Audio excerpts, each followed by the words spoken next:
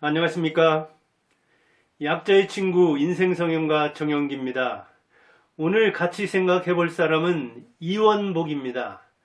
먼 나라 이웃나라 이런 책을 썼죠. 지금 22권이나 나왔습니다. 46년생인데 81년부터 소년 한국일보에다가 연재를 했다고 하니까 30대 중반부터 한 겁니다.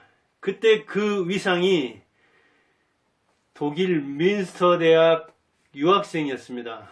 거기서 서양 미술사, 그리고 그 전에 여기서는 서울대, 공대, 건축공학과, 중퇴. 그 전에는 그렇게 대학 다니다 중퇴 하더라도 이제 외국에서 실력 인정을 받으면 유학을 할 수 있고 그런 때가 있었는가 봅니다. 일제시대 때다 해방 직후에는 그래요. 초등학교 나와서도 인정을 받으면 중학교 이렇게 건너뛸 수도 있고, 그래서 고등학교에 들어간다든가 이런저런 학제 관리가 있었을 때가 있었습니다. 그 책을 지금까지 써오는 겁니다. 그러니까 40여 년 동안 집필 중입니다.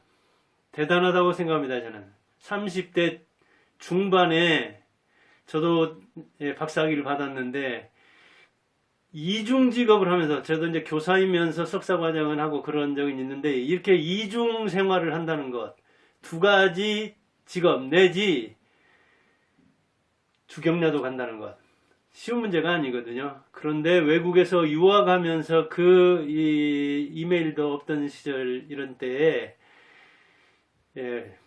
학습 만화 원고를 꼬박꼬박 보내서 연재할 수 있게 한다는 것은 보통 내기는 못하는 일입니다. 그래서 그런지 이 40년에 걸친 작업을 해내고 있잖아요. 그래서 저는 이원복을 세계 역사의 전도사다 그렇게 얘기했습니다.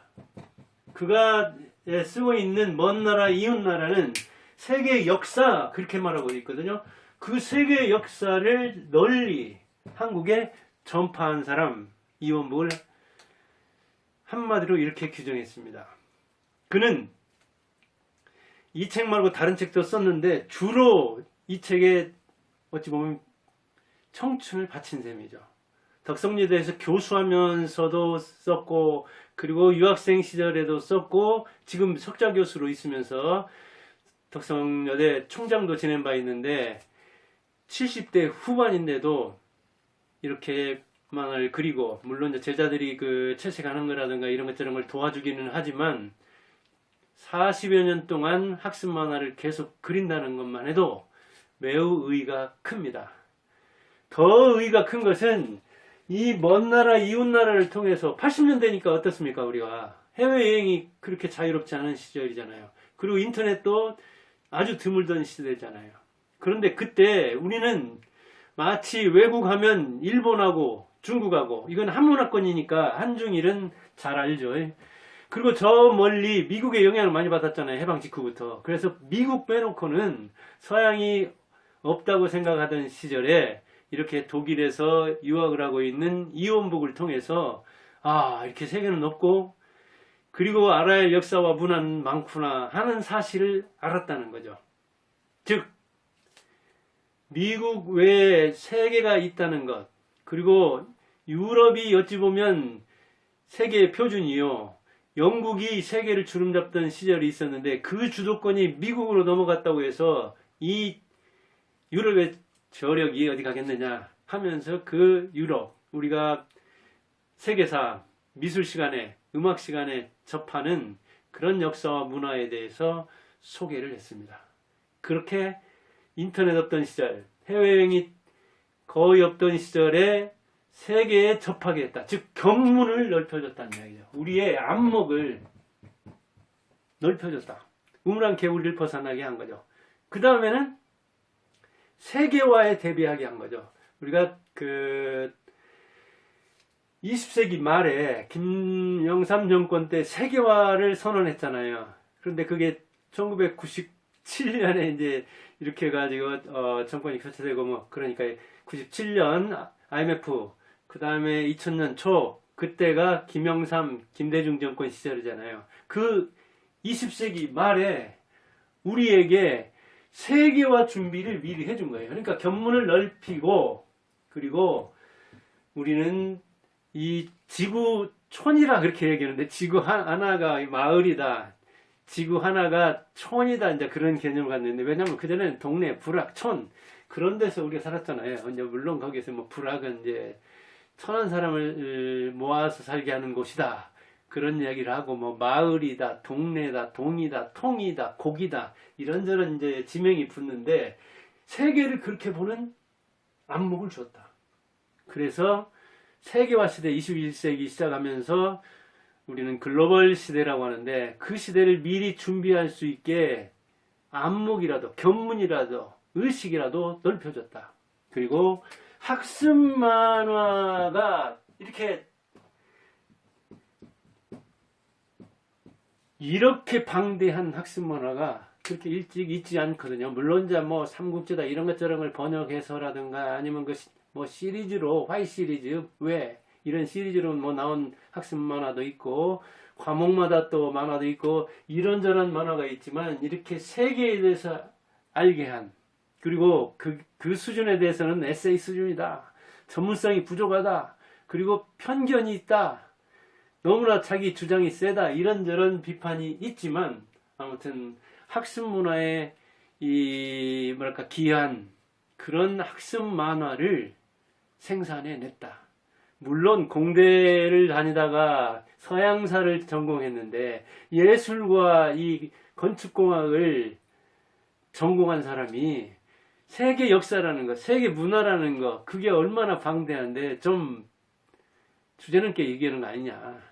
너무 비전문적인 분야를 이야기하다 보니까 오류가 많은 거 아니냐, 그런 지적도 받아요. 그렇긴 하지만 의의를 보자면 이런 큰 뜻을 지니고 있다 이거죠. 먼 나라, 이웃 나라가.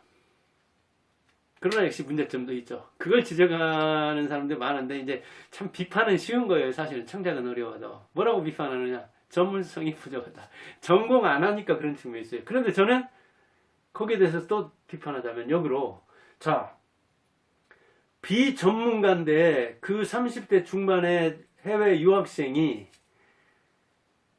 얼마나 주경야독 하면서 자기 전공 공부하랴, 만화 그리랴, 그리고 그 연재하는 시간에 늦지 않게 하랴, 자기를 얼마나 그 데드라인 속에서 압박을 해가면서 공부를 했겠느냐. 그러니까 필요에 의해서 공부를 했는데 30대 중반부터 시작해서 그걸 그런 정도로 소화했으면 봐줄 만하지 않느냐, 그렇게 얘기할 수도 있습니다. 저는 전문가 입장에서 보면 부족한 점이 보이겠지만, 아까도 얘기했듯이 이거 뭐 초등학생, 중학생들, 고등학생들이 많이 읽는 측면도 있는 거거든요. 그리고 교양이라는 차원에서 틀린 쪽에 초점을 맞추면 틀린 게 많이 보이겠지만, 그냥 가볍게 이해한다는 차원에서, 이렇게 일별한다는 차원에서, 조감한다고 하죠. 새가 높이 떠서 이렇게 내려다보듯이, 그런 차원에서의 용도를 따진다면은 뭐 전문성 결여가 그렇게 큰 의미 아니지 않느냐, 이런 얘기도 있죠. 아까도 얘기했지만 또 오류도 많이 잡아내는 사람들이 있어요. 그리고 이제 주장이 너무 개입돼 있다. 이를테면 3.1운동에 대해서 3.1운동은 실패했다, 실패할 수밖에 없었다, 이렇게. 그러니까 우리 입장에 들으면 좀 안 좋은 이야기잖아요. 그리고 너는 그럼 우리나라 사람 아니냐, 너는 선인들의 피를 물려받지 않았느냐, 선조들의 피를 그렇게 나서서 자기 목숨 걸고 이 땅을 지키려고 하고 찾으려고 했는데, 독립하려고 한 그 거사가 어딘데 그 의의를 저버리고 실패했다, 실패할 수밖에 없었다. 이게 후손된 도리냐, 이제 그런 차원에서 우리가 민족적 차원에서 이야기하는데, 그 이야기도 얼마나 용감해야 합니까, 사실은. 그런데 그런 건 좀 봐줄만도 한데, 우리나라 사람들 이게 그래요. 이게 이념적으로 딱 갈리고 또 민족주의나 이런 데 딱 입각하면. 그리고 한국 국민성에 대해서도, 한국 국민성은 충에서 나왔다, 이렇게. 근데 이 충이 이제 더 가면 유교예요. 그리고 이제 저도 뭐 이게 고전문학을 했기 때문에 더 따지자면은, 사실은 우리나라는 불교 문화가 만연했던 신라 같은 데서도, 그거는 이제 그 보편적인 종교 문화, 종교 사상이라는 차원일 수가 있고, 생활 질서 같은 거, 그 다음에 이 정치 질서 같은 것은 유교가 잡은 측면이 많습니다. 그러니까 그 세속오계도 보면 화랑이다 그러잖아요. 화랑이라 하면 이제 우리가 불교적인 차원으로 연결하려고 하는 게 있지만 거기 그 세속오계도 보면 뭐 사군 이충이니 군신 유인이 뭐 이런저런 측면에서 보면 유교적인 게 5개 중에 3개든가요? 거기도 나오잖아요. 이게 신라가 그 어떤 불교 문화가 융성했고 고려는 뭐 또 불교가 뭐 국교라고 하는 그런 시대에도 불교에서도 역시 충성은 강조했다. 그러다 보니까 이 충을 그렇게 얘기하는데 이제 이 하나의 뭐랄까 상하 질서의 핵심으로서의 충 그렇게 말하는 건데 대체로 말해서는 어떤 이제 유교적인 그런 뿌리를 두고 있는 거죠. 그러니까 다른 종교 사상이나 아니면 정치 사상이 유행할 때도 기저에는 몇천 년 동안 한자가 전래된 이래로 유교가 깔려 있었는데 그 유교의 핵심이 뭐냐면 이렇게 충이다 그렇게 보는데 그거는 뭐 그렇게 얘기할 수도 있고 더 이제 그런 그 단순화 시키는 건 참 명쾌하지만 사이다처럼 시원하지만 위험성이 있는 거거든요. 지금 정치하는 친구들도 이게 사이다 뭐 그걸 젊은 사람이 좋아하니까 많이 한다고 하지만 그러다 보면 이게 그 구설수에 오르고 그런 측면도 있는 거잖아요. 그 다음에 이게 보수와 진보, 어떤 이 이념의 줄기를 잡으려면 자기 딱 정체성을 잡아야 되는데, 좀 왔다 갔다 한다. 좌파에다가 이렇게 우파로 온 듯하고, 진보에다가 보수로 온 것하고, 진보와 보수가 이게 융합된처럼 이게 혼합된 것 같이 오락가락 한다. 이념의 줄을 왜 그렇게 타느냐. 그리고 또 하나는 이 학벌주의죠. 좋은 대학 나왔잖아요. 서울대. 중퇴이긴 하지만 대전에서 출생해서 서울에 가가지고 경기고 서울대던가요? 그런데 이제 부모님은 뭐 10살 때 아버지, 20살 때 어머니. 근데 형들이 이제 상당히 깨어나서 이렇게 유학도 하고 그 집안이 쟁쟁하잖아요. 그 이대에는 형제들끼리는. 그러다 보니까 이 학벌주의에 경기고 서울대, 이른바 KS 그러잖아요. KS. 경기, 그 다음에 S, 서울. 여기에 좀 쩔어서 너무 학벌주의 개념에서 사회를 보지 않느냐 그런 이제 비판을 받는 거죠. 그 다음에 정치적인 데도 관여해가지고 그런 이야기를 하는 거예요. 이해창하고 붙은 사람이 김대중 노무현이던가요? 근데 이 둘 다 고등학교 졸업생이잖아요. 상고 그것도. 근데 어디 칼럼 했던가 동창해보던가 거기다가 여기 이제 말 그대로 KS잖아요. 이 사람들이 기득권이다. 이 사람들 상고 나와가지고 이렇게 하면서 뭐랄까 비난한 데서 미천한 데서 성공한 듯 이야기하지만 그래요. 지금 586도 또 정권 잡고 있는데 뭐 기득권이라고 충분히 이야기할 수도 있죠. 5년 동안에 금방 기득권이 바뀌고 금방 사회 조류가 바뀌고 이념이 바뀌고 그런 건 아닌데 우리가 이제 뭔가 선명하게 하려면 적을 이렇게 규정하려면 그런 차원이 있잖아요. 근데 KS 경기 서울 나온 사람이 서울대 나온 사람한테 이렇게 대결해가지고 겨우 정권을 잡은 사람에서 더군다나 고등학교 출신으로서 굉장히 컴플렉스도 받았을 텐데 기득권층이다 이렇게 이야기하고 서울대로서 상당히 그 뭐랄까 이 적대시하는. 근데 저는 이것도 좀 불만인 거예요. 왜? 사실은 고등학교 나와가지고 서울대 나온 사람과 대결해서 이겼으면 얼마나 실력이 좋은 겁니까? 진짜 실력자인 거잖아요. 그런데 그냥 그들의 그 학벌주의를 들어서 무시를 해버린다면, 인정을 안 해버린다면 얼마나 원통합니까, 사실은. 고등학교 나와서 사법고시 패스한 노무현이 더 위대한 거 아니에요? 같이 사법고시 패스했다면 서울대 나온 사람보다. 김대중 상고 나와가지고 더군다나 전라도 사람으로서 그리고 뭐 그 옛날로 이야기하자면 작은이 큰이 작은이 그러잖아요. 이게 첩 조선시대로 말하자면 서자죠. 서자나 얼자가 되는 거잖아요. 근데 이게 자서전에서 죽은 남에 밝혔다고 하는데 그런 사람이 조선시대 같으면 굉장히 제한을 받았거든요. 그런 사람인데 여러 가지 컴플렉스를 극복하고 성공했다면 그게 더 위대한 거 아니에요? 근데 이원복은 그렇지 않았다. 자기가 이제 그렇지 않으니까 그런 거죠. 자기 출신에 기대가지고. 그거를 우리가 뭐 연주를 뭐라고 할 수는 없지만, 그렇다면 그냥 이 글 쓰는 사람 입장에서 다른 오해를 받을 수도 있고, 그런데 왜 그렇게 정치적인데 관여해가지고 그런 말을 하느냐. 더군다나 이제 김대중은 이제 국민정부 그러는 거예요. 국민정부. 그렇잖아요. 그럼 국민은 뭡니까? 말 그대로 나라고 백성 민이잖아요. 근데 이게 이제 그 이른바 자음접변이라고 하죠. 자음동화. 자음과 자음이 기역과 미음이 합쳐져 가지고 국민 그렇게 되잖아요. 이 기역 소리가 이응 소리로 하잖아요. 제가 국어 선생이니까 이야기하는데 그걸 빗대 가지고 이 궁핍할 궁자가 있죠. 궁핍한 백성이다. 국민의 정부는 백성을 궁핍하게 만드는 정부다. 이렇게 조롱을 했다는 거예요. 이게. 참 저는 그런 거 보면서 그런 점은 참 문제가 있다고 봐요. 정말 이원복이 그 작가로서 먼 나라 이웃 나라 이렇게 큰 세계 이야기를 하는 사람이 왜 그렇게 옹졸하게 대롱으로 하늘을 보듯이 대롱으로 현실을 보듯이 학벌주의의 그 편견에 쌓여가지고 그런 얘기를 했는가 실망스러운 구석이 있는 거예요. 여기는 뭐 이원복 올려주는 것도 아니고 내려주는 것도 아니고 제 입장에서 제 의견을 말하는 겁니다. 이런 근거를 들어서 그러잖아요. 아니 칭찬은 못 해줄 망정 이렇게 뭐 조롱까지 할 필요는 뭐가 있습니까? 그리고 김대중 노무현이 기득권이라는 게 말이 됩니까? 우리나라는 서울대 나라라고 하고 서울대 공화국이라고 하는 게 더 말이 되지. 그런 이야기 있습니다. 그 다음에 이제 이게 지금 제가 들고 나왔는데 먼 나라의 이웃 나라 일본에 대해서는 이제 또 일본에 대한 편견, 민족주의적인 어떤 그런 거에 대해서 이야기하고 그 다음에 이제 이게 아까는 우리나라 국민성 얘기할 때 축 얘기했었죠. 이게 이제 그러네. 9권이네요. 7권이 일본, 9권, 그 다음 10권, 11권이 미국이던가요?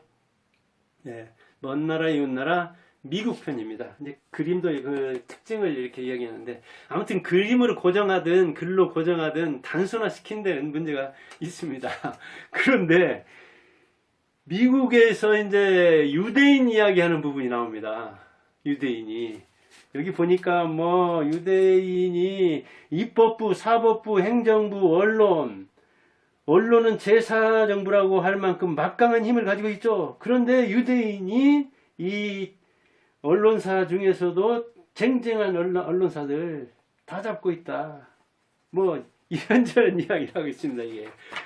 그 다음에 유대인들의 그 문제점이 그들이 어떤 다른 세력을 이렇게 막는 것처럼 또 얘기했어요. 그러니까 북한 인권단체인 디펜스 포럼이라는 게 있어요. 근데 거기에 유대인 수전 숄티라는 사람이 있어요. 수전 숄티. 자, 수전 숄티가 아마 뭘 통해서인가 봤나 봐요. 그 부분을. 즉 유대인이 미국을 움직이는 막강한 세력이다. 유대인이 미국을 조종하는 민족이다. 그런 식으로 얘기한 거예요. 여기서 지금 다 제가 그 내용을 얘기할 수는 없는데 이렇게 표시해왔는데 그 다음에 또 한 부분은 뭐냐면 한인이 미국에서 성공을 거두지만 유대인이라는 장벽에 부딪힌다. 마치 한인이 성공해가지고 나가려고 하는데 유대인이 딱 버티고 장벽처럼 한인의 전진을 막는 사람이라는 거 지 얘기를 한 거예요. 그러니까 숄티가 무슨 소리냐. 미국이 어떤 나라인데 그 제도와 시스템으로 그리고 유대인이 뛰어나다 보니까 산업도 일으키고 정계에도 들어가고 그 다음에 이제 지원도 하다 보니까 어떤 그 이른바 로비라고 하죠. 그런 능력에 의해서 움직이는 거고 제도에 대해서 이렇게 뭐랄까 비판을 하면 모르지만은 왜 유대인이 미국을 움직이냐. 미국을 조종하는 사람은 유대인 아니다. 그건 당신 편견이다. 그 다음 한국인이 전진하려고 하는데 유대인이 언제 막대. 공정하게 경쟁하는 거지. 이제 그런 차원에서 이거 문제가 있다. 시정을 해달라 하고 저 미국 뭐 한인 단체를 통해서든가요. 그 다음에 이렇게 해가지고 이제 저자한테 들어간 거예요. 이원복한테. 그러니까 이원복이 시정하겠다. 그렇게 약속을 했어요. 유대인들 책 참 많이 보지만 어찌 보면 지독해요. 사실 팩트에 입각해서 그대로 이야기하는 것은 받아들인다. 그래 미국의 뭐 어떤 부자가 유대인이고 어떤 언론사가 어떤 금융사가 인정한다. 그렇다고 그게 유대인이 미국 조종하는 거냐? 자, 한인도, 중국인도, 일본인도 미국에 많이 와 있다. 자, 경쟁하는 거다. 우리는 이제 이민들도 와서 많이 살기도 하고 그러지만 유대인들이 또 쫓겨나서 온 사람도 많고 그러긴 한데 우리는 어떻게 노력해서 이 자리에 왔다. 그런데 한국인이 뒤에 와가지고 굉장히 성공하기도 하지만 유대인이 장벽이 돼가지고 못 나가냐? 이 말이 되느냐? 그 당신 생각이다. 고쳐달라니까? 이거 뭐 어쩌겠어요. 한국 시정하겠습니다. 그리고 이제 이 판 바뀔 때 몰라요. 제가 뭐 여기 나오는 이거는 이제 우리 아들들이 봤기 때문에 뭐 옛날에 본 거지만 지금껏 아마 고쳐 나왔겠죠. 시정한다고 약속했으니까 당연히 약속을 지켰겠죠. 유대인들 이런 사람입니다. 여러분들도 한국인들도. 자, 어디 외국에서 나온 책에 한국에 대해서 어떤 근거를 들어서 이제 주장을 펼 수가 있죠. 자기 주장을 들어서 펴는 그것도 그런 얘기 할 수도 있는 거잖아요. 우리도 그런 얘기 하잖아요. 응? 미국을 움직이는 것은 유대인이다. 그러니까 아랍에 대해서 이야기를 하는 미국인들의 말이 이스라엘 공평하겠느냐? 저부터 그런 생각도 하고 이야기도 할 수 있고 그런 거거든요. 그리고 한국인 나가서 하려다 보면 유대인 걸려서 유대인 장막 때문에 못 나간다 얘기할 수 있죠. 이거는 농담으로 얘기할 수 있고 대화 속에서는 얘기할 수 있죠. 그런데 이렇게 규정하는 것은 한국인들이 그런 의식을 갖도록 하는 것은 그건 편견이다. 그러니까 이제 팩트에 입각해서 쓰는 것은 용인할 수 있지만 그런 그 근거를 들어서 그런 논거에 입각해서 자기 주장을 펴는 것은 아니라고 본다 하면서 이제 뭐 다른 반박이 있었겠죠. 그러니까 그대로 이게 참 반박을 들으면 비판을 들으면 그게 저자도 위축이 되는 면도 있고 또 그 저력이 있는 거잖아요. 유대인들 참 어려워요. 이게 독일에서 또 유학을 했잖아요. 독일 어떤 곳입니까? 사실은 유대인에 대한 감정이 매우 안 좋아요. 중세 때부터 그래요. 근데 그보다 유대인들이 독일에 대해서 감정이 훨씬 더 안 좋죠. 사실 독일이 좀 문제가 있어요. 이런 것처럼 제가 그 독일의 역사를 보고 그러면 그러더라고요. 유대인 역사를 봐도 그러고 우리가 뭐